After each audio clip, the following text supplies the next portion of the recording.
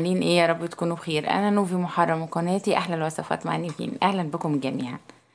النهارده وصفه سهله وسريعه وكمان لذيذه، شكلها تحفه. شوفوا شكلها يفتح النفس كده.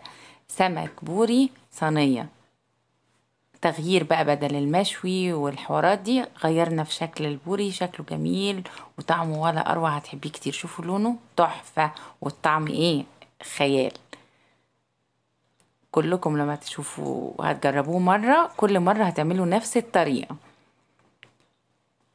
هاي، عاملين ايه؟ يا رب تكونوا بخير. النهاردة هنعمل صينية سمك بوري كده. هعمله صينية، مش هشويه ولا هحطه كده على طول. هنا معايا كمية من الطماطم كده متقطعة وبصل، ولو عندك شرايح طبعا فلفل برضو حطي، وليمون، قطع من الليمون مقطعاه كده، وتوم مهروس، وتوم كنت عيني قبل كده، ومعايا ملح وفلفل وكمون وممكن كزبره وشطه كمان،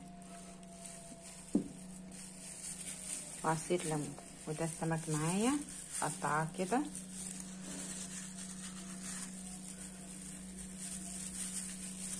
هنحط بقى الحاجات دي كلها على بعضها كده. هنحط كمية السمك دي هنا، ونحط البهارات دي هنا دلوقتي، ونحطها في الفرن بس كده. ونحط شويه زيت، مننساش الزيت.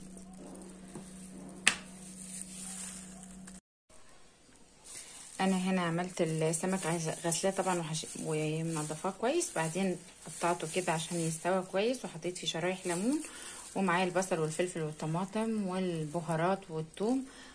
حطيتهم كده، حشيت كل سمكه بالحشو ده، وتحته برضو كده. وهحط شويه زيت برضو صغيرين، وبس كده، وهحطه في الفرن. سهل وسليم.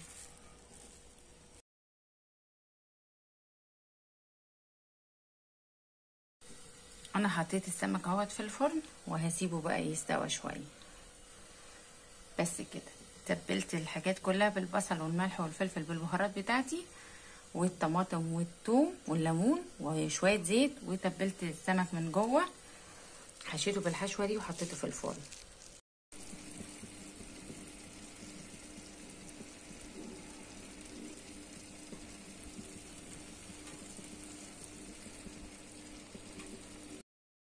عملت معاه بقى الرز بالبصل المكرمل كده، لونه بيتكرمل غامق شويه. وبعد ما بعمل البصله في الزيت لونها بغمق، بحط الميه وكمون وملح، وبعدين بحط الرز. ولما يستوى بالشكل ده يبقى شكله يتقدم مع السمك. احلى اكلة سمك مع الرز. انا بس السمك خلاص طلع معانا، كل اللي عملته اديته وش في الفرن. بعد ما اديته بقى وش في الفرن، شفتوا شكله تحفة، ولا اروع ولا اجمل ولا اسهل كمان.